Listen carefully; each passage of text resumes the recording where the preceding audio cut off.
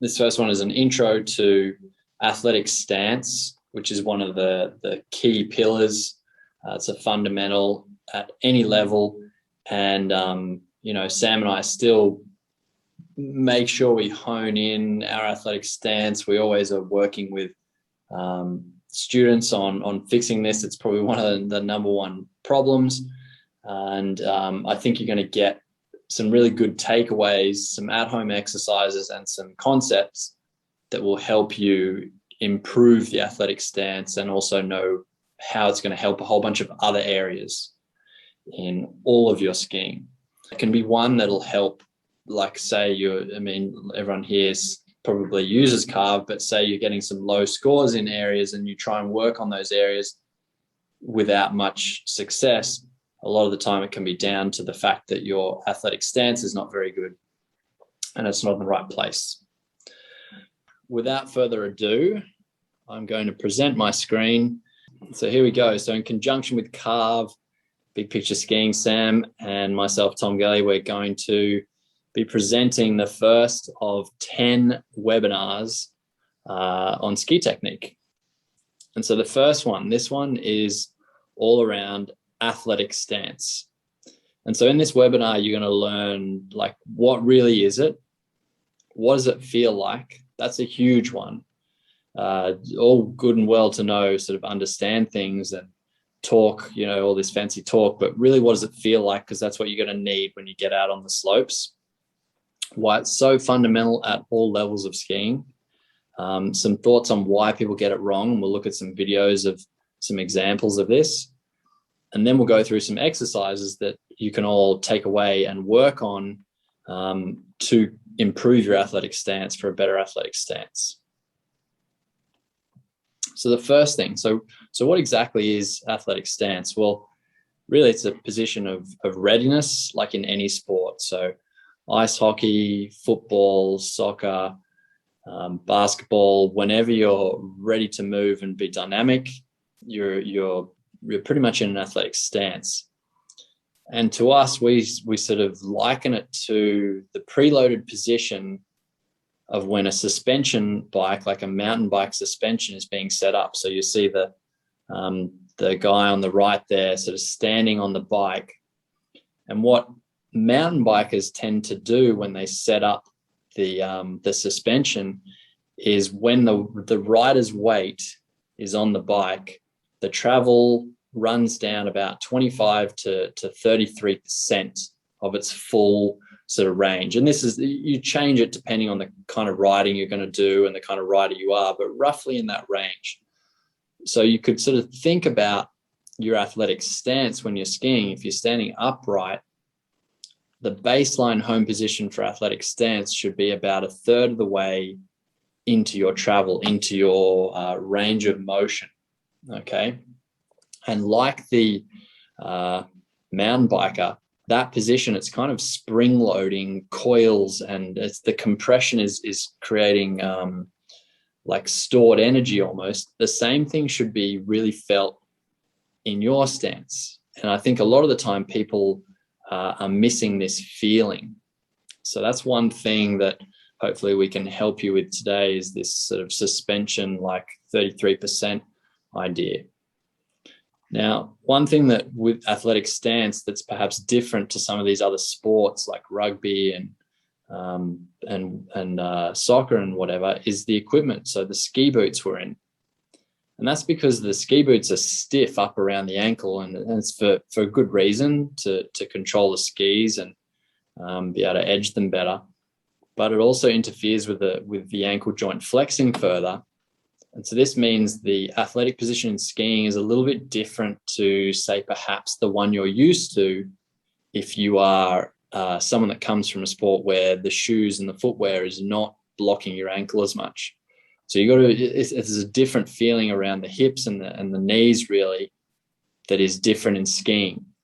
And this is one area that Sam and I definitely see people sort of muck up. People push into their stance like they don't have ski boots on, and that often gets them in trouble. And so what you'll typically see in good skiers, and you'll see in a moment, is that there's a lot more forward bend at the hip. And so I'm actually going to just show that right now to start us off. So Tim Caife, he's a friend of mine, and he skied for New Zealand at the Vancouver Olympic Games in Super G and slalom. And so I just want to pause at a particular couple of points here on his stance. So at this sort of moment in the turn here, one thing that really stand out in someone like Tim, who's sort of raced pretty much World Cup level, World Championships level in the Olympics, is this tilted forward lean of the upper body from the hips. And what I want you to notice is from this angle, like the shin angle is nowhere near as steep.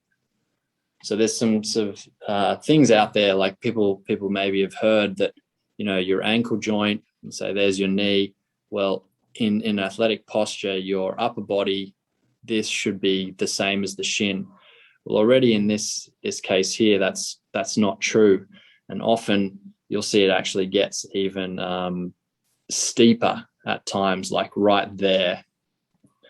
So Tim's trying to sort of stay forward and stay in this compact athletic position in the transition. And you'll see how much more he's got sort of flexed at the hips. And again, not over flexion through the ankles. He's quite sort of like, you know, he's flexed there, but not overly doing so.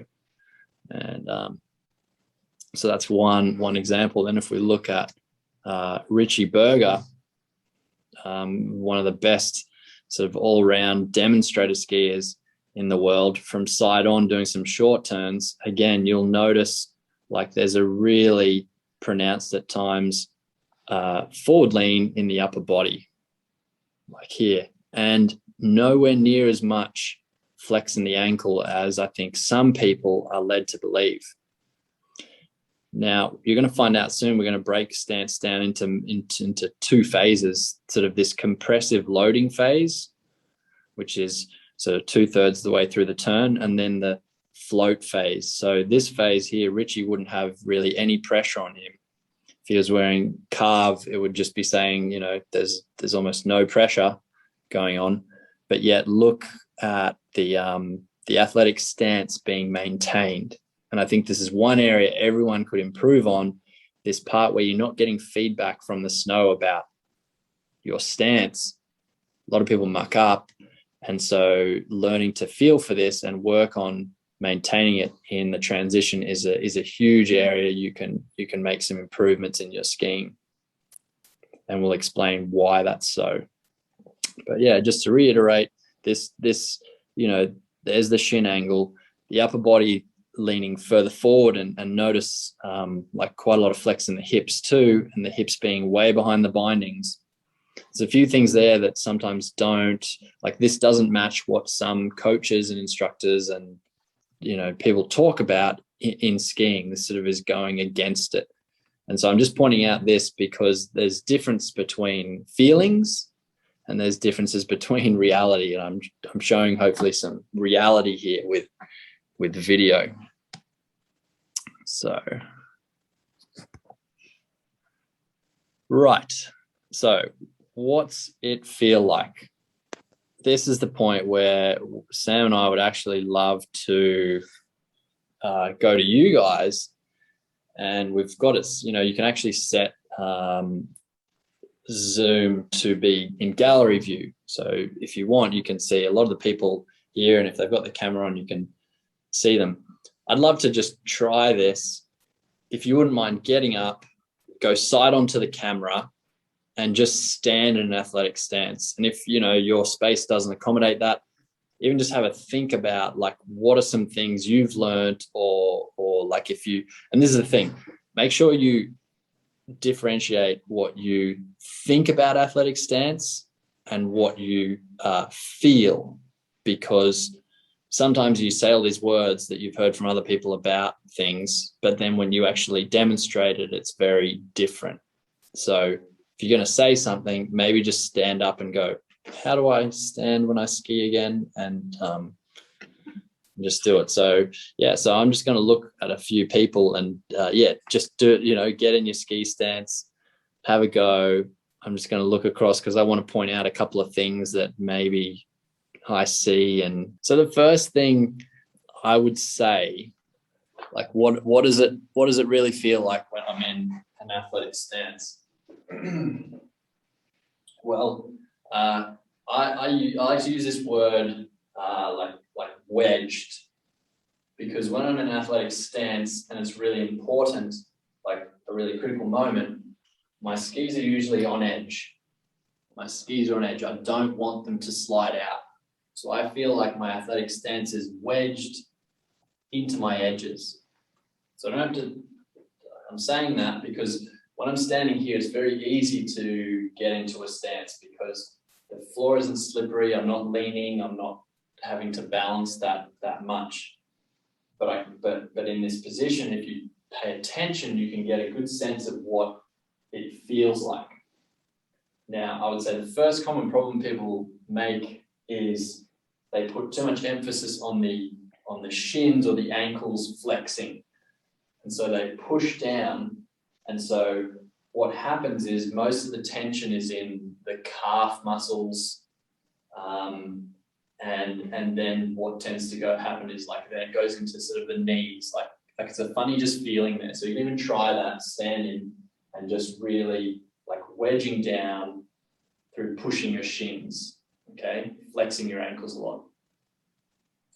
This is opposed to thinking about the fact your body, your upper body from your pelvis up is like 65% of your entire weight. So most of your weight sits in the pelvis and above.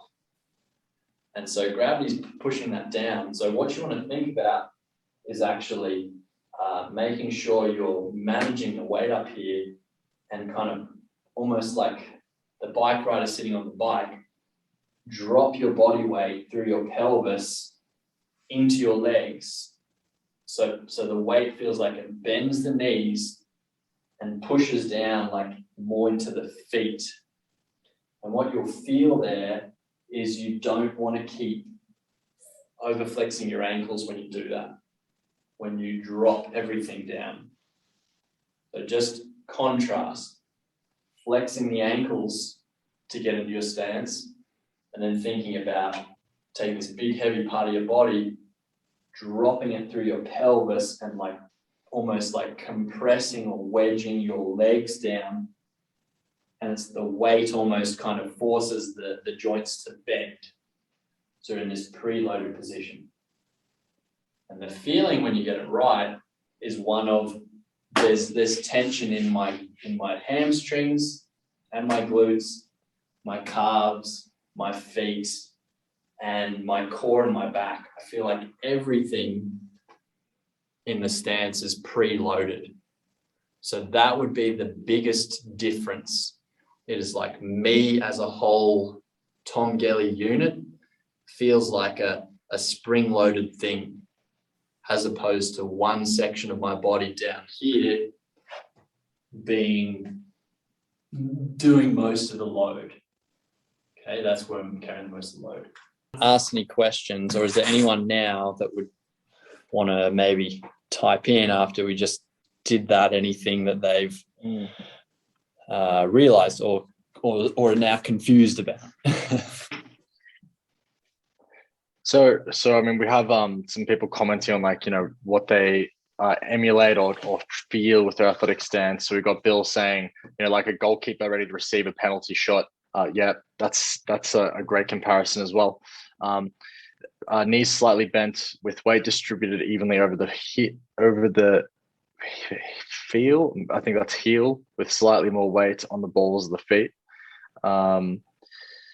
Ron says, what about balance in your stance? Okay, we'll start. Yeah, you go ahead, Sam. I can kind of address that. So I think like in terms of balance in your stance, there's an interesting thing that's very different in skiing from other sports, is that we in skiing have we talk about being back seat or too far forward sometimes as well. Skiing is like the only sport where you can actually really be like that, because if you were leaning too far back, if you were to say take your skis off, you would simply fall on your ass, right? So I think a good way of thinking about being balanced is the way I like to think of it is when I'm skiing, all right, like I'm trying to, as Tom was saying, I'm not emphasizing so much on flexing forward in the boot, but when I'm skiing, I do think sometimes, like, if I was to take my skis away out of the equation right now, would I still be standing upright? Right. So would I still be balanced? Like if the leverage of the back of the ski wasn't there to hold me up, would I still be balanced? Right. So it'd be the same as like, okay, like if I just suddenly took myself and put myself in the living room, would I actually stay standing or would I topple over? You know, if you froze time. So I mean, that's a good way of thinking about whether or not you're balanced in your athletic stance. Yeah. Do you have anything to add to that, Tom? I was just watching some of the comments come through, and someone said, Gary DeVore said, big difference. So I don't know, even if Gary's there, if you want to take yourself off mute and maybe share what you mean by that. After you explained it, I felt a lot more activation in my hamstrings and less in my quads. It does Perfect. Feel like a basketball stance to me. Yep. So my question would be, do you think prior to us doing this, like if you just took off skiing, do you think at the moment your go-to stance was the one that is maybe not as loaded, like the hamstrings don't maybe get loaded? Right. I have a tendency to get more quad. Yes. Yeah. And what do you think out of all the cues or the visuals or what I was saying, what helped you feel that sensation? When you described the dropping, I felt my hamstrings get activated. Yeah. Yeah. Mm-hmm. Yeah. It's a super good point. I don't know, just like on that, like that's a really good point. So when I said we've like 65% of our weight is sort of from the pelvis up, like the force we're all dealing with day to day is gravity. Like that's when you're skiing, you're just taking advantage of that on a slippery slope. And when you're running, like you're actually taking advantage of gravity to kind of topple you and load you more. So I think a lot of people forget like that factor and don't just start with almost letting gravity like have your body a little bit and compress you and load you and squash you up more. And when you're in that position, things turn on. And I'll head back to the keynote now to bring this to life. But your reflexes turn on. All the muscles are preloaded. And so like they're ready to fire when you've already got that done instead of being sort of long or like, you know, unloaded. And like it's pretty interesting when you're flexed and lower, even though you're lower and kind of compressed, a lot of your body is actually it's stretching to go into that position. It's not so much when you stand tall, you'd think like to stretch out, you know, you pull things longer. When you squash into that 33%, a lot of your body is actually stretching. So things are stretched and ready to go when you drop into that position. And if you flex the ankles a lot, this is something really interesting. Like, and sort of to Sam's point, Sam was saying, like in skiing, we're not really like we're not taking steps, we're not moving forward. And so like he's saying like, could he be balanced without a pair of skis that have, you know, a meter in front and 70 centimeters behind him? Could he still be balanced? When you start driving the shins forward, that's the same as you taking a step. So when you walk, you watch someone's shins from side on, their shins go from vertical, they start tipping forward until they really move forward, and then someone takes a step. And sprinters, that shin moves even faster forward. And so unless you're really trying to make that step forward, thinking about your shins tipping forward it's not really a skiing related thing. And you have a look at the image of me in this one here. And when I was showing Tim, like the shin is not that flexed forward. And this moment in the turn, like coming around to like the apex and just afterwards, that's where the most pressure is built in a ski turn. And so if your shin is really flexed, you're basically, think about, it's like you're about to take a step forward, and which means you're actually about to come off that foot, like falling forwards. That moment in the turn, that is definitely not the goal of most skiers. They're trying to deflect across the hill to not pick up too much speed, get around a gate, get around people, enjoy that feeling of going across the room. So I put in here, shin angle not excessively forward. Make those calf sensors know you're there. Like calf is brilliant because like it's not got sensors around your shins. Maybe they will one day, but like see the little dots there. The fact I've sort of shown that up, like at that point in the turn, I'm really focused on my feet, and like Sam, literally being able to ski like he had just his boot, not the ski length in front and behind him. Like that's how sort of sensitive you want it to be. I was going to say a great example is like you can see Tom in the position he's in here. He's like very, very angulated. He has his body's very tipped over. Now imagine someone is on an ice skating rink, right? And you start at one side of the ice skating rink, you skate as hard as you can, and then you do one carved turn on your ice skates, right? I mean, how do you do that on the ice skates? You have to be as centered as possible, right? Because there's no room, there's nothing holding you to lean back like you can on skis on your ice skates, right? Yeah. And if we look at Tom's carve monitor above, you'll see that Tom's foot, the weight is fairly evenly distributed between the big toe ball and the heel, right? Which is quite contrary to what most people think about when they're skiing, and like in terms of the typical advice of get forward, flex the boot, and so on. Especially, and that's especially important in a pure calf turn. It's slightly different if you're doing steered turns, then you do have more fore-aft movement. But I think it's an important distinction there that in a pure calf turn, you are more centered on the foot, and there's not so much flex going into the front. Yeah, exactly. So we wanted to talk about, so again, what does it feel like? We wanted to break stance down into some different phases, and we're just going to do 2 phases. So the first kind of screenshot of some carve video mode data is me in the transition. And if you have a close look at the graph, it's down low, like where I am at this exact moment. I'm in a very low flexed position, but there's literally no pressure on my body. And so being able to, so this is the athletic stance in a float phase. You want to train an athletic stance for this transition, float phase, whatever you want to call it, period. You want to train staying in that kind of 33%, sometimes even as you get better, like 50% of your full range, because in a second, I'm going to get Sam to demonstrate one of the reasons why, but it's a real hallmark of good skiing to be able to maintain this low position. We showed Tim a bit before skiing in that same position.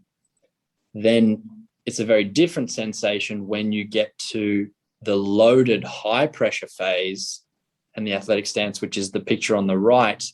And you can see that blue one, which is meaning my left foot, is really high. So there's a lot of pressure. It's the most pressure in this turn at this moment. And so my stance is like a little bit different. There's some different sensations, some different things going on. So I might just quickly show that. Coming over the roll, there's the highest pressure moment right there at this phase in the turn. So I've just finished it. Now, at this moment, I would want to be feeling like, for the most part, I am like the ice skater, or like Sam said, no skis on, feeling the whole foot. I'm not really trying to leverage anywhere else, like on the boot, fore and aft. Now, scrub forward a little bit to here. There is literally like no pressure on either foot, really low. And there's that position I'm in where sort of like what we were doing before, like almost like a dropped look. So I've still got flex, hips, knees. And if you look closely, you'll see there's a little bit of lift in the tails. So at this moment, this is the moment where if anywhere, you're looking to be a little bit more forward. So up here, but still have a look, like there's not a lot of loading going on just yet. It's still kind of down around here. As soon as I get the load, now I'm searching for a far more centered feeling through the whole foot. And you see like the angle of the shin there, just not that steep. I mean, I don't want it to be back, which would mean I'd be leaning on the back of the boot. Don't want to be overly forward. I want to be really feeling through the whole foot. So we just want to differentiate the fact, the difference between an athletic stance and in the float phase and an athletic stance in a high pressure phase, and that you want to train them a little bit differently and sort of focus on them individually. So onto the why do we start with athletic stance for this first session? Why is it so important? I'm going to get Sam to show you a couple of quick things here, but basically it gives you access to your joints. Sheldon just came up with a good question as well, so I'll just answer this before we get into it. So Sheldon says, I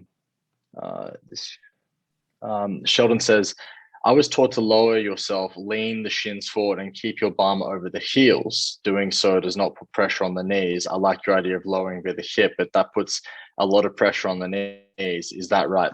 Okay, so if we look at the examples from before, somewhere in the transition, like when Tom was skiing just then, he's in roughly like this position, right? So he's in this squatted position. Now, I'm sure everyone here will know that just going from here to here, there's not so much pressure on the knees. But if we looked at Tom's calf data just then, we saw that Tom was almost completely weightless at that point in the turn, right? So there's actually very low pressure on the knees. So a good way to think about this is actually in the transition is when you're the shortest and have the least amount of weight or force acting on the body. But when you're in the apex of the turn is actually when you're the longest and are in the best position to handle force through the body, right? So more often than not, I think the hips over heels is pretty common advice. But when you break down, say, some of the best skiers in the world, they spend a lot of time unweighted with the hip actually back behind the heels. However, they always maintain this forward lean with the upper body to compensate, right? So this is like one of the key things today. And just going into this next part about why. So one of the key things that Tom and I see that separates intermediate and advanced skiers, or advanced from expert skiers, is that expert skiers always 100% maintain forward lean with their upper body. Okay, there's always they always maintain forward lean. Sometimes people on lower levels will at some point in the turn let the chest come up. Okay, and now this is an issue for the following reasons. So for those of you that have space, I'd like you to stand up and we're going to do a test. I think Tom and my private clients are going to be, they've heard this many, many times. It's like one of the most important things that we see. It's like one of the key things that we see as a difference between good skiing and great skiing, right? So the reason why we maintain this athletic stance, the real reason why is so we maintain access to our joints. Okay, so a good example of that is I want everybody to be standing up as tall as they can. So all of your joints locked out. And I want you to have your feet slightly wider than hip width, so roughly shoulder width apart. And now I want you to try and touch your knees together. So you can see me here. I'm pressing my knees in. You can also press them out, right? And I'm sure all of you feel that that is in a way possible. Like you can move your knees close together. However, it's quite difficult with your body being this elongated. Okay. It's actually very hard. It puts quite a bit of strain. I even feel a bit of strain in the lower back doing that. Now I want everyone to drop into their athletic stance and really focus on having your sternum and your upper body down to your pelvis with some forward tilt. So some forward tilt, especially at the femur and hip joint. Okay, really let your sternum fall forward, and you'll see with me my shin angle is no further forward than it could possibly get to in a ski boot, right? Because this is a different type of sport. We have our equipment in skiing. That's one of the key differences is our shins can't be in this position all the time. So relatively straight shin, maybe around 80 degrees, forward lean in the upper body. And now I want everybody to touch their knees together again, right? And just notice how with a simple amount of forward lean, the upper body, all of a sudden, you have so much more access and mobility in the lower body joints. Okay, and now, so we do the simple test, touching the knees, and you can also do the same test if you straighten out and lean against something and try to move your hip in. I'll do that now. Like I can get to about here, but it's not that comfortable. And then I'll put my chest, I'm going to put my sternum forward, add some athletic stance here. Boom. All of a sudden, I can sink right down into this great position. Okay, so this is the why of athletic stance. This is the reason why we want to maintain athletic stance at all times in the turn. The reason is you want to maintain access to your joints at all times in the turn. And that's why people run into issues if they ever let the upper body come up a little bit too much. Okay, so that's, like I said before, one of the key things Tom and I see, the difference between elite level skiers, expert skiers, and say advanced and intermediate skiers is the elite guys. No matter how they look, there's plenty of different styles of skiing out there. But one of the key things they always have is they always maintain forward lean.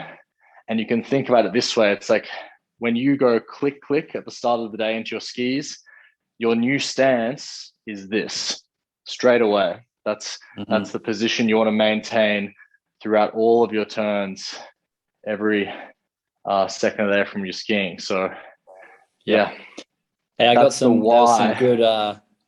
good questions. Well, for one, Sheldon said, thanks for the clarification. I always kept my upper body too straight and now should try and lean it forward a bit more. I feel it reducing the pressure on my knees big time. Wow. So awesome. So help that question. Now, the really good one in here from Martin saying, should the hips be over the heels looking from the side view, but behind the heels looking along the axis of the body? So here's the thing. So remember, like I was saying, like with the mountain bike analogy, you kind of want to find your home position of almost being a little bit like preloaded. When you are going through a carved ski turn, if you don't maintain some level of kind of flex and loading like into that outside leg even, you have no access to suspension, and unless all you do is ski perfect Aspen groomers all the time, you're not going to be able to ski that like carved turns through rougher terrain because you lock out your suspension. And that position, the hips are always going to be a little bit like behind the feet as soon as the ankle is sort of bent and the upper body is more forward. But remember, like most of the weight in the body, like the organs and the lungs and like the arms and the head, that's all sitting well above your hips. That's why Sam's like going on about get the sternum forward. That's where a lot of the weight is. And then if you bring your awareness to what we're talking about of also like feeling it go down through the pelvis, then you can kind of distribute it still through the feet evenly, even though your hips from side view are a little bit behind. So I hope that helped sort of answer that. And if you watch, you'll see most of the time, like, the hips are very rarely in a skier right up over like the feet. And if they are, it's for a sort of a pretty short moment when that max pressure phase is on. So yeah. Where does the forward lean come from? What joint enables the forward lean? Your hips. It's just your hips. You're tilting forward from your hip joints, not your lower back. How applicable is this position to crust and heavy wet snow? Should it be modified in some way? That's a very good question. Yes, in some way it should. But I would probably come back to what, Sam and I've been saying with, like, you'd almost want to be able to do it. Think about where would you be if you had total miniature skis on. So in that crusty stuff, you're always probably going to be a little bit behind because there's more resistance. Like, it's so, it's not that kind of fun type of snow to ski in, but still you're like that athletic stance coming through the center of the feet that gives you access to move your joints. So if you need more edging, not in that position, makes it harder to move the knees, move the ankles, move the legs. So you're always trying to get in that position if you possibly can, but of course some terrain, some types of snow make it very difficult. And so you kind of got to weigh up, like, when are you really going to need like the access to the joints? Maybe it's for like a split second at the end where you really got to punch it out and control your speed. But then some other parts you're, dealing with not going over the handlebars because of the not good snow. So Doug said, should your head be in a neutral position or looking up? I think we could do an entire webinar on the head, Tom. Yeah. So I'm going to go quickly ahead here, you guys. After this one, we've got 9 more webinars to come on all these topics here. And so, like, we can't cover everything in this one, and we're trying to keep it on point. So yeah, some things will be answered like later on. So yeah, but just to recap, I guess the why part, you've got access to joints. The joints become levers, and I put in the word there, torque, because when those legs are bent, like I've kind of got in my yellow and black suit there, my muscles can actually pull on them and move them more easily than when you tried that straight-legged position. You don't have the same amount of torque. You can't create the same amount of torque when you're in that straight-legged position. And in the transition, like where I am right now, both of us, this skier in the black, myself on the left, what do you want to be able to do here? Well, you're making a choice. Like, this one's a short turn. If I'm flexed in an athletic position, I can roll my knees, ankles. I can steer my ski a little bit if I need to get around. Like, you can see a helmet of someone just in the bottom of the screen there. If I need to get around someone, I can do it. Your legs are straight. You're kind of like Sam was practicing with you there, stuck with your knees not being able to move much. So access to the joints and levers. Suspension system, muscles are lengthened so they're loaded and ready to go. And then that kicks in your reflexes. So in that position, your body can use the reflexes to make things work better. Okay, so really key point, like, all great, like, understanding this technical stuff and maybe knowing it, but to really feel it and put into your skiing more, you need to do some exercises. So I've got in here just a few ones that you guys could screenshot or you could write down for the float phase, training of your athletic stance, and the compression phase, which I'm going to say is more the end of the turn when you're finishing a turn, the athletic position for that one.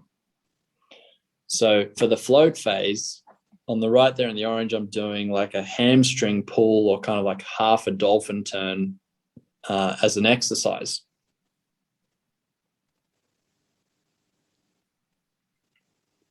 And so the reason you would practice this is because typically in a ski turn, this top third of the turn has a lot less pressure. The top thirds have a lot less pressure than the bottom sort of third of the turn.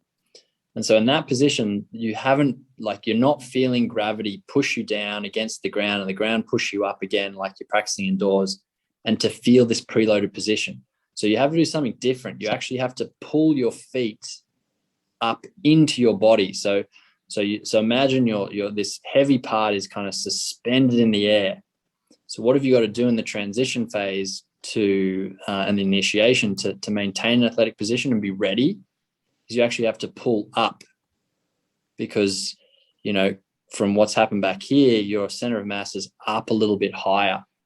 So you can use this exercise of pulling the tails up and your feet literally up into your hips and into your backside to get a sense of staying more compact in the transition. So for this one, the main thing is working on this part of the turn, keeping tension and trying to find an athletic position, almost like you're floating in the air. Okay. So you got to pull the feet up and feel that in the hip. So really good way to just get a sense of that. Now, pick up one leg, so balance on one leg. And then imagine you had skis on and you lift the tail of the ski up and almost try and put your heel into your hip. So that feeling. And you'll get the same sensation as you get from dropping down, except you're compressing yourself from your foot up through the knee. So the foot pulling up compresses you into this flex position. Now I get this upper body forward lean thing happening, but it's not from gravity pushing down, it's from me compressing myself. So you'd be on skis, trying to pull both heels up, but the kind of the cue would be trying to put this part of your foot into your hip. Like not like that, but like literally pulling up the knee flexors because you're trying to put your foot in your hip. So if you try and feel that, you'll really get a sense of like a lot of the post, like the muscles around the back of your bum and the back of your hip working, which is what Sam and I feel when we're sort of skiing well. So that's a really good one. In one of the carve videos I did, I sort of used this one as an early edging one. Now, why am I saying use that for float phase, like transition training your stance? Well, the problem that can happen, so here's an in-rigger turn. So you're going slow enough that this leg is sort of supporting your weight and your body weight is leaning in more than you'd usually be able to balance on your outside ski. Okay, so in this position, and you can see it even here, the tendency is that as your mass moves in, your weight moves in, you almost undo your athletic position. Okay, so you usually are moving in, take all this pressure away from the ski, but lose the athletic position. You kind of stretch out a little bit like that one. Like that's probably a little too far before I find my athletic position again here. So you can use the exercise, and that's a better one here. As I start it, I can work on maintaining like that sort of pulling up sensation into my pelvis in particular, so that I don't stretch out too much, because as you go to topple in, you don't want to be stretching out too much. You want to be staying in this athletic position, because it's going to help you not lose your balance too far to the inside and move in with far more control, again, for all the reasons the athletic stance gives you. So you can use an in-rigger one to not only work on toppling, but at the same time, a big mistake is people don't maintain the athletic position as they do it. Okay, and then work into like the compressive athletic position. So float phase athletic position here. As you topple, the idea is you try and maintain some tension and maintain an athletic posture and athletic stance. I'm just going to show here some short turns from side on where you can really see both the float phase and the athletic, the compressive phase in my short turns. So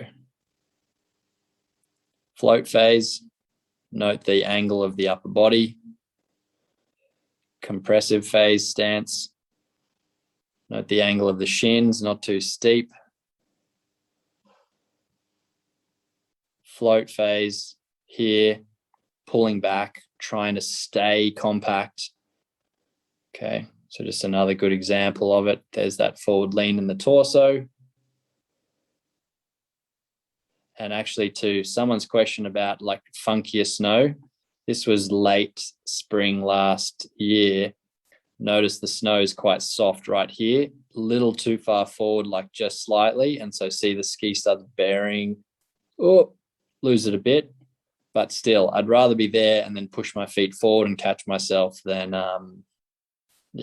not have the performance. I particularly like the performance. Right, so there's one more.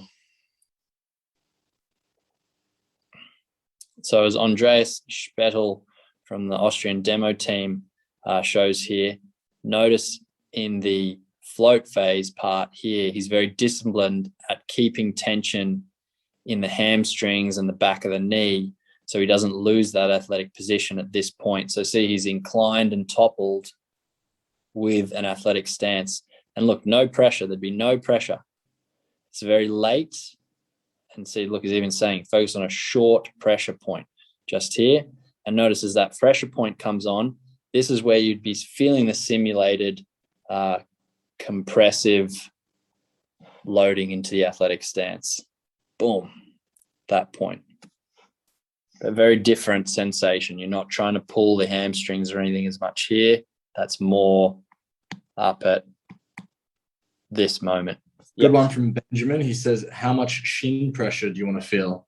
Good question. So, I mean, that's going to change depending on your ski performance of turn as well. So in a pure carve turn, you're going to have less shin pressure or less fore aft movement. You're actually going to have, the aim would be to have your shin simply like resting on the front of the boot, right? And you want to have your weight more evenly distributed over your whole foot, especially between your, when you're in the turn, that would be between your big toe ball and your heel. If you're doing a steered turn, so like the short turns Tom was just doing, then you will have more shin pressure at the start of the turn to unweight the tail, and then more heel pressure at the end of the turn, ideally to get the tail to engage and then finish off the turn, just like Andreas Spettel was doing then at his highest pressure point. So you're moving weight through the skis. I was thinking about this the other day. Like a good thing to think about is the shin contact, the shin pressure. You should just use that as a trigger to know that your ankle, that you've got some flexion in your ankle. But then after that, focus on the soles of your feet. Like, so you got shin pressure to go, okay, cool, I'm not open in my ankle and sort of stretched out. I'm maintaining this flexed athletic position, but I don't need to excessively push it unless, like Sam's saying, a short term where you're trying to, lever the tails up and that sort of thing. But so that's a good way to think about it. The shin contact pressure is just your indication that you are flexed in your ankle and you're staying in that position. So you're looking for it there, but after that, you're looking for the pressure to go more and more through your feet, the soles of your feet, because that's what's going to go through to the ski and tell you that the ski is biting and bending and turning. So there was a question maybe come up there, Sam, around what we're just saying. Yeah. Yeah. So I mean, Chris said to me, he says, can you please go back to the weight distribution on the feet? When I lean forward, so I'm assuming that means forward with the chest, so sternum forward, I lean forward and get more pressure on the ball of my feet. Yep. Okay. I think I'll try and I think I know what he's maybe getting at here. Like here's the thing. Remember Sam saying, like, in a ski boot, you're not really going to get much more flexion than here, but you are going to end up with your hips a lot lower. And so in this athletic stance, as you're lower, because you can't push see, as soon as my shins come forward, my body can be upright. As my shins come back, to get my weight forward, my center of mass bounce at my feet, my torso has to lean. So Sam's saying, you're not trying to do this and fall over. Because again, we're not saying do that in a ski turn, because that's what you do to take a step. And we're not doing that on skis, we're gliding. So we're just trying to be in this position, because this gives us access to move, to deal with rougher terrain, to, the good thing about being 33% or like a little way into your stance is you can actually extend out of it. If you're here, you don't have much range to go down into things, to reach down into things. So I hope that answers it. But we're not saying like do this to the point of falling over. Even weight kind of on your feet, maybe a little bit more on the balls of the feet. Notice like where your shin is in a ski boot, and as you get lower, you're going to have to project your chest forward to be able to maintain this like wedging, compressive, dropping like into the feet. Do you recommend to get completely early release in order to topple in, or toppling occurs simultaneously as releasing of the inside ski? You'll have to join the next webinar, which is all about inclination toppling, to learn about that. Because there's too much. Yeah, too much. So really, you could actually pull any exercise, like just about any exercise out there for skiing, but just add awareness and focus on how you're maintaining an athletic stance when there is not much pressure, float phase, and how you are dealing with compressive phase, like athletic posture. And so, so for example, with the compression phase athletic position, a stork turn is a great exercise for that. So to show a stork turn really quickly. Yeah, stork turn. So this is a stork turn. I'll just come around here, where you lift the tail of the inside ski up off the snow like that. So there's the outside ski. And the idea here is when you're lifting, you're not just taking weight off of it. I've got, for me, I try and actually put a lot of pressure on the tip of the inside ski. Now, what does that do? Well, when you're pressing down with the tip and you're still lifting, you end up compressing more around your inside hip. So you get a far better feeling of this loaded stance, like maintaining a loaded position and doing it with not only your outside leg from gravity coming down, but the inside leg pulling up. So it kind of like just closes the whole chain. So really great exercise for the end of the turn. And as well, one more bonus, you're on your outside ski. So, you're it's where you want to be. So you're practicing letting this all compress down into this outside edge. So this would be a great one. And I put in here, I like combining multiple things. So you could also have the carve monitor mode, which I think people don't utilize enough, and have the pressure monitor mode. So earphones in, like how much pressure am I getting on my outside ski?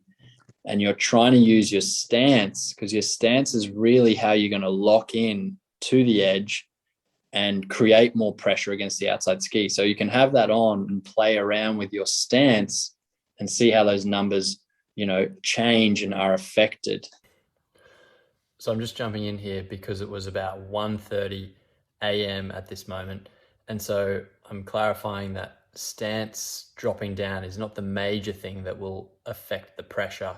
It's actually more to do with continuous edging and turning sharper that will probably provide more pressure. But my point here is, so your stance, this idea of loading it up, you can play with that to see if you just get some better numbers, and also if that helps do what I just said, help the skis bite more, give you the ability to edge more and turn more, those things will lead to the higher pressure readouts from the calf monitor mode as you go on the fly. So it's like great having direct feedback as you experiment and play with things.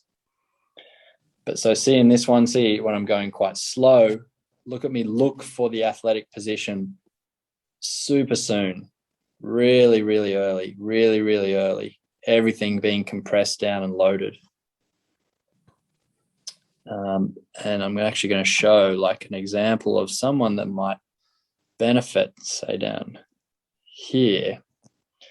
So this skier, for example, if we break down stance into like the float phase or the compressive phase being needed for a bit of help, we'll both see on this one as he comes down, like if he was able to listen to this webinar and go, okay, whenever I'm getting compressed, I need to be looking for that feeling of my pelvis kind of wedging down through my knees into my feet. And watch what happens when he hits here. There's a lot of load going through the shin. Okay, so can you see he kind of gets hung up there, and so his bum gets pushed back because things aren't like compressing down the same way we just practiced. And then as he takes air, when there's no pressure coming from the snow, like there's no effort to really pull back like the hamstrings or look for like pulling the athletic position into play. See here, everything stretches out long. And so like he's going to have, you can see here, a lot less access to being able to like tip the ankles and knees over because his legs are quite long and straight. So he just has to push to the edge. So one person that would benefit from working on some float phase stuff. This guy here, if I come around to say this compressive phase with his stance, if he was just shown like, hey, when you stand and just practice stance in like, you know, without moving, you're looking for the pelvis to be able to push down, sensation through the knee, you know, into the foot, the ankle a little bit compressed. Like he would be not over countering, not trying to face this way so much, because in that position you can't get that same sensation. You just cannot do it. So see, as he comes around, he's not really wedging into that position. So just another good example of someone that could use, like, say, a specific like phase of the turn being a little bit more focused on, like, say, the compressive element. Here, not too bad in the float phase. Notice he's holding it up all right. But once it starts getting compressive phase, loading, see, it's like he's not really wedging himself into the edge. Okay, back to here. Now, I put this in here because this is an awesome video that Benny made with the Carve team last winter, and some great exercises where Jacob in the blue got better. But something I just wanted to point out, like, say, on this athletic stance topic, even in this demo, look at Benny in the green jacket and notice how, like, he's doing all the things we're saying. Like, you can see this kind of like I can almost feel it in the look of his stance that he's kind of compressed down. Now, if you were to simulate feeling what Jacob in the blue is doing, you can kind of tell, like he doesn't look like his hamstrings, like there's load going through the knee, which pushes the ankle into flexion and gives him a sense of like all areas of his body tensing up. So my point here is, people like if you want to get better, practice the athletic stance at every single moment of your skiing. Like when you're doing dryland stuff, when you're doing this, when you're going slow, you need to be conscious of it, because of, again, the why part gives you access to joints, gives you all these benefits. And have a look here. So Benny's teaching Jacob like a little exercise here. Can you see the difference in the stance? Benny automatically straight into that athletic posture. Jacob, not used to it, right? And look at his leg. It's like a wooden leg. Okay, comes around. He's done well to like find the edges flat and come around. But you have a look at Benny, so different. And so he's able to get edging, and it's why, you're taking this exercise into your skiing because you want your skiing better. So you need to practice that stance. And if Jacob had that stance here, he'd be starting to feel when the edges flatten and do all these things. Oh, how I also need to maintain and hold this position.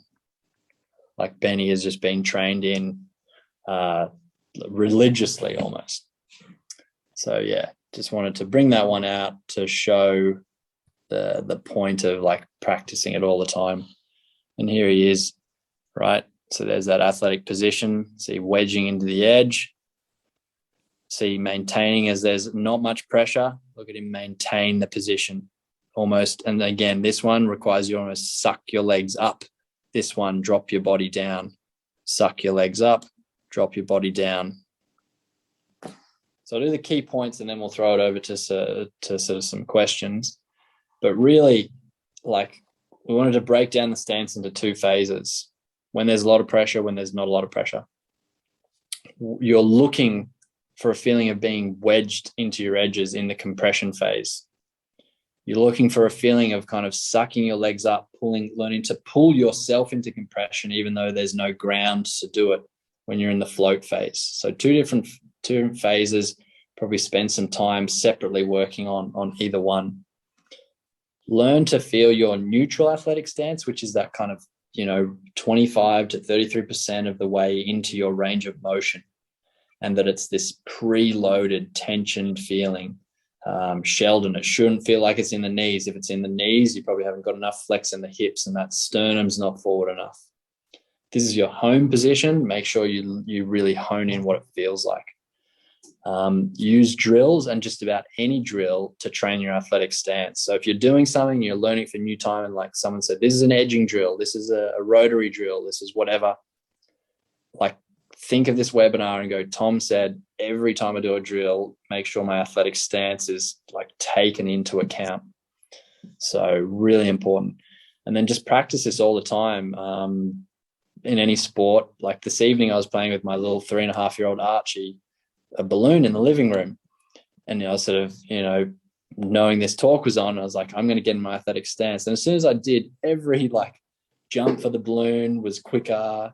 My body reacted faster just by assuming the athletic stance. And so just like making it a bit of a habit is really, really good.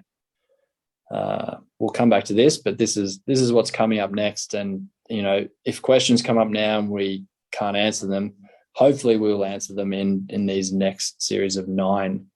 Guys, if you had a question before that we missed because we were, really trying to get as much info in as we could, please write your question in now.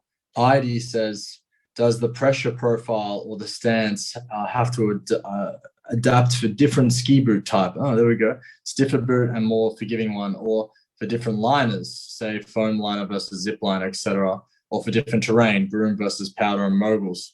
Well, that's a lot. There's a lot of different facets there. I think, or are the pressure and stance more or less consistent across spraying equipment?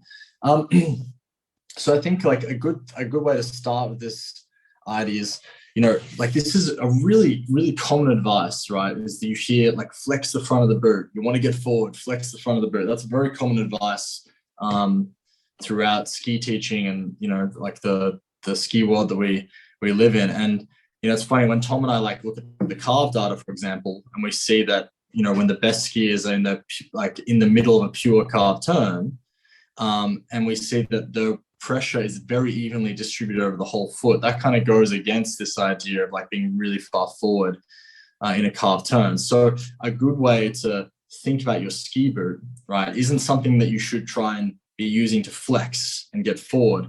It's something that you should be using to stabilize your body and actually keep you balanced, right? So it's more like a check of where you are over the skis. So that doesn't necessarily change whether the boot is stiffer or softer. You should be thinking for myself, my boots are pretty stiff. I used to do a lot of racing. So they're pretty stiff. But even then, I'm still thinking that I just want my shins resting in the front of the boot. Like that's especially for pure calf turns. When we're thinking fore aft, that also has to do with like you maintaining a lot of tension in your foot, right? So it's less actually flexing the front of the boot, more keeping tension in the foot and moving your weight to the balls of the feet. So I hope that that answers or helps to answer your question there. And in terms of terrain, no, there isn't. I wouldn't say, at least for me personally, Tom might have a different answer to this. I don't really try and go out of my way to change that that core of trying to stay very balanced in my foot and use my boot to stabilize me depending on the terrain. If I'm doing steered turns, yes, I have more fore aft action, but there's rarely like a huge amount of leverage on the boot, on the back of the boot or the front of the boot. Yeah, it makes me think of like when I did some training for the Aspen Ski School a couple of years ago, and we did a whole morning of boots undone skiing, like just the buckles just pretty much not on there. But like I was still putting my hip on the snow, making like really cranking turns, and I didn't bother me because the way I ski, I don't, like Sam said, I'm using the cuff as like feedback. Whoa, okay, like I need to engage my muscles to stop my ankle over flexing now.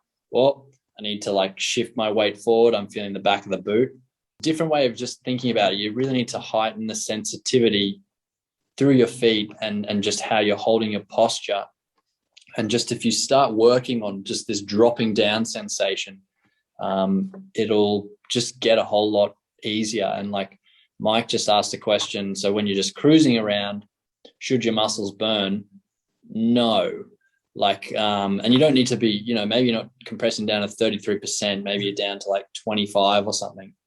But again, you should, unless you're totally unfit, dropping into there, you should be okay. You shouldn't be burning the muscles out.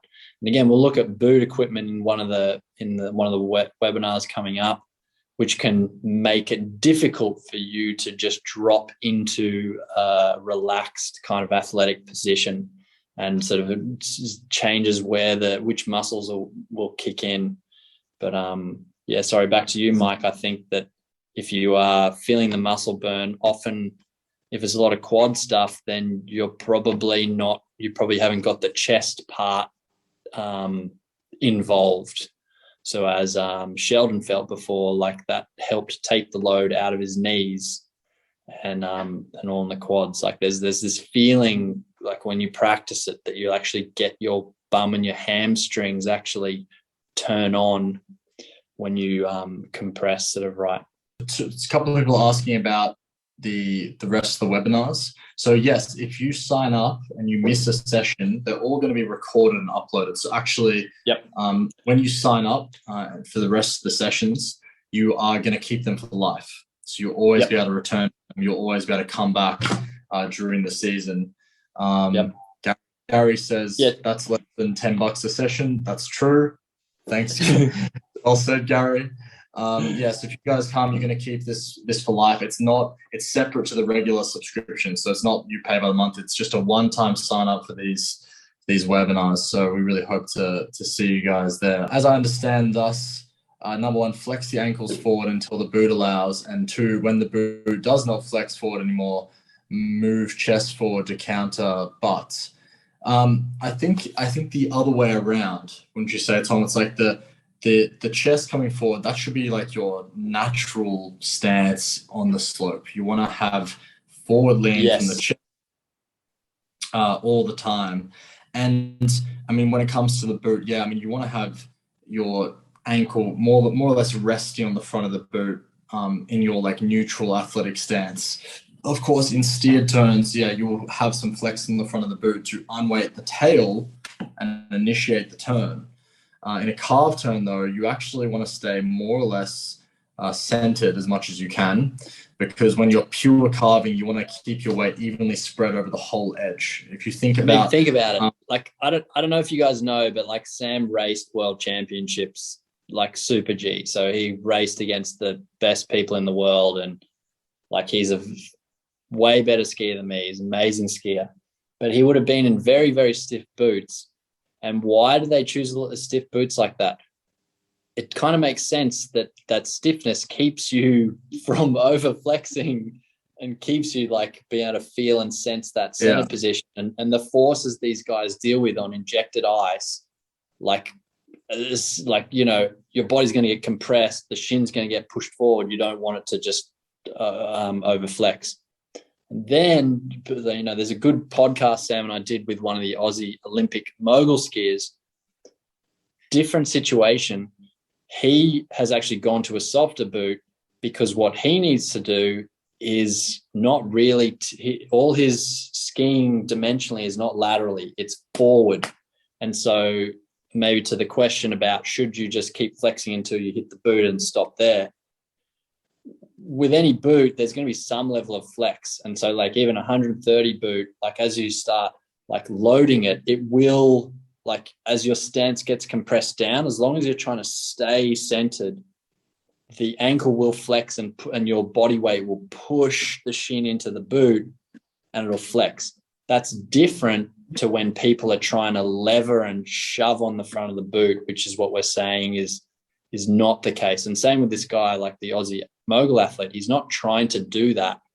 He's gone for a softer boot. So when he has to deal with compressing a lot, just as it's easier here without a ski boot to get down low and stay centered, he's able to do the same thing because as he compresses, the boot's soft enough that it flexes the ankle a bit more than Sam's like 160 flex ridiculous boots that stop him from, he doesn't want to go through the front of the boot around a corner at like 120 kilometers an hour, like he will die.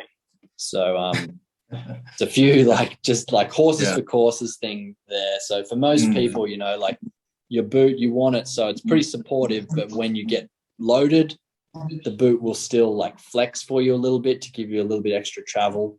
But that's probably it. Nick says, for more details regarding the in-rigger turns, is that a carve video or a big picture skiing YouTube video? Tom, do you have a link we could share for the in-rigger? Yeah, there's not much in that carve video. I don't really explain it much, but don't want to be just here selling everything, but the big picture site, like we're building libraries of all these exercises that like there's half an hour videos just on individual exercises, and the in-rigger exercises in there as so like a 25-minute video on how to do that and how to use it. So more details like that's in the website, which has like hours and hours of videos. But the carve one, it's carving an early edge. Yep, that I use that one. But again, that one I like because exercises you can use for just anything really. You just got to choose what you're focusing on within it. So that one I'm using it for teaching some people to just topple and incline. Next step is now make sure your stance is good as you try and do that. So Kelly said, how different is this from ski moves, Sam? So this is going to be very different because the ski moves program we did in spring, I mean, that was a movement course, and basically that had to do with like you kind of getting more in tune with your body, kind of becoming your own physio. Every session was active. In this program, the Ski Smart program, these are technical webinars, so it's much more similar to what we just did, where we're going to be looking at different facets of technique, especially those that have direct implications on your carve data. So if you have carve, it's going to help you. If not, I mean, these are webinars going to be really fantastic for your understanding of your ski technique regardless. And I mean, one of the main things you want to do is just bust through, like challenge your perception of ski technique, bust through some dogma and really give you guys like at the end, between say 3 and 5 things you can take on snow. And I mean, like a real goal is we want you guys to almost be able to go back on snow with such a good understanding that, you can be skiing better when you return than when you left. I mean, that would be the best outcome from Tom and I. We really believe that if you can, approach skiing with us, like even from this session, if you like a lot of you come back and think, okay, right now I'm going to get on snow for this first run. I'm just going to have a bit more forward lean than I used to. A lot of you are going to get some huge benefits from that. And we hope in the rest of this program, you're going to pick up on more of these like little knowledge nuggets that are kind of, help you transform your skiing for the better. Gary, wish there was a way to create community from these sessions. We do have a Facebook group with our academy clients. So the academy is basically where Tom and I do all of our one-on-one or our personalized, tailored coaching. So if you guys, we actually we have more spots open in our body prep program. A lot of people have signed up now, as it's a 10-week program. So by the time you finish the 10 weeks, winter's just around the corner. And we have a lot of people that have just signed up for that in the past 2 weeks. So if you're interested in a tailored program that can help you get prepared for the winter, that's a really great thing to sign up for. You can find that on our website.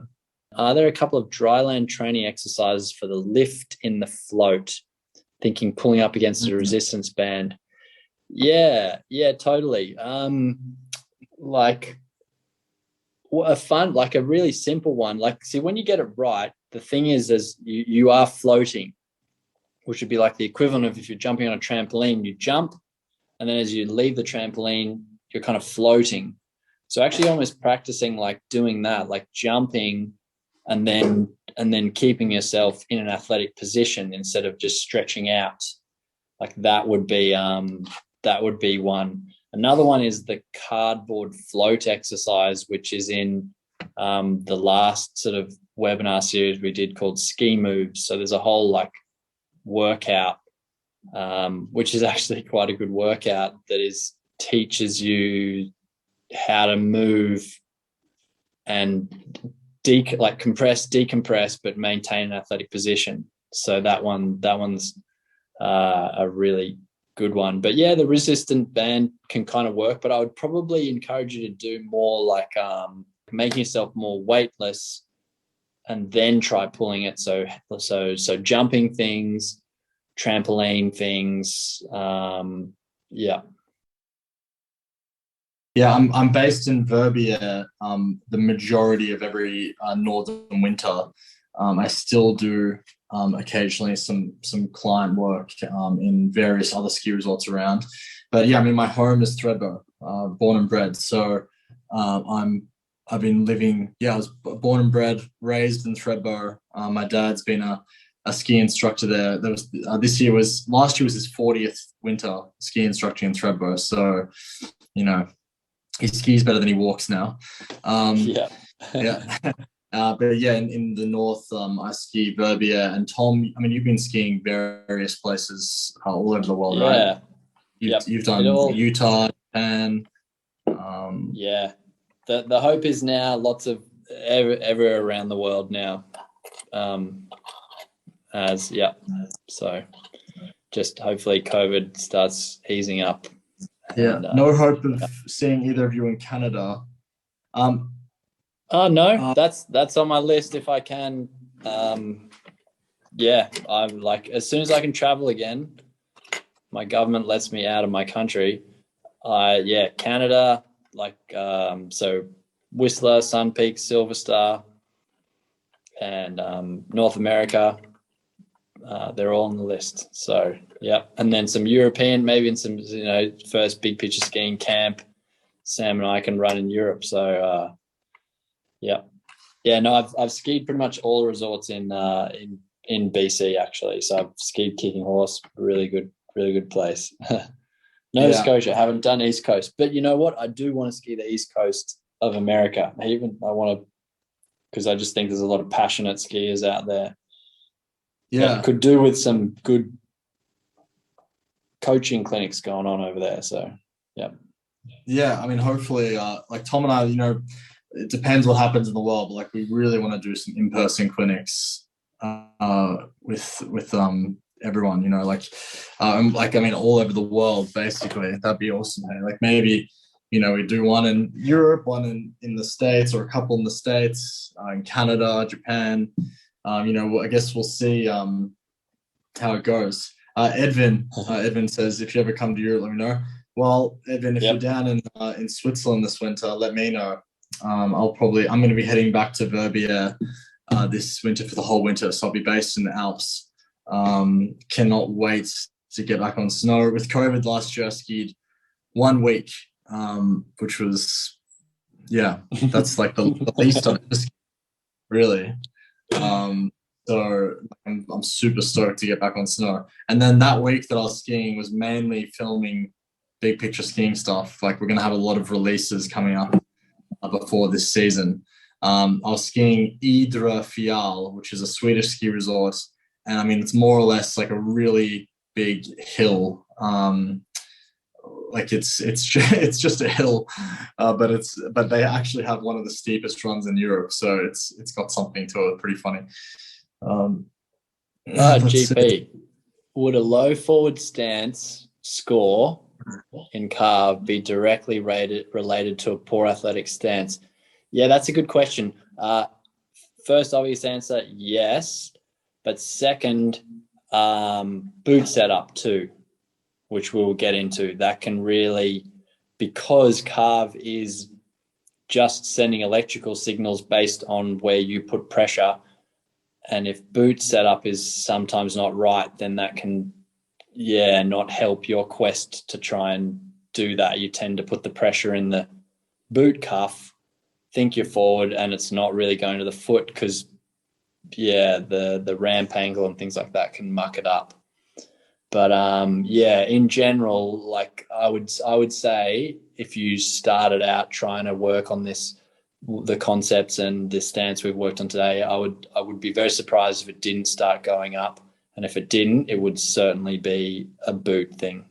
Because I've seen some people, I think there's even a blog around it on the Carve website about someone who kept getting low forward stance scores.